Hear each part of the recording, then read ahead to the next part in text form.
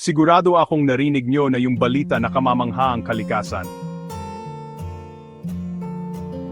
Pero sa likod ng bawat obra maestra, may artista. Kaya sino ang nasa likod ng lahat ng kagandahang ito?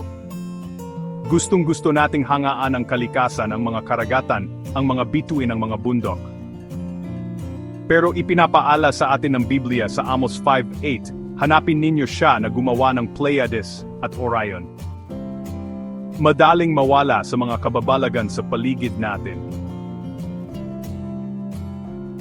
Pero tinatawag tayo ng Diyos na tingnan lampas sa nilikha at hanapin ang manlilikha mismo.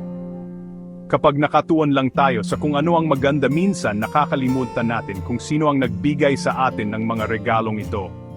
Ginawa ng Diyos ang lahat ng ito para sa atin upang tamasahin at para din mas makilala siya.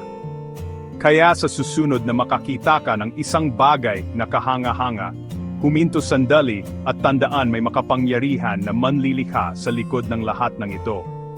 Hanapin mo ang Diyos, hindi lang ang mga bagay na ginawa niya. Dahil ang pagkakilala sa manlilikha ang pinakadakilang kababalaghang mararanasan mo sa buong buhay mo. Please share it to others.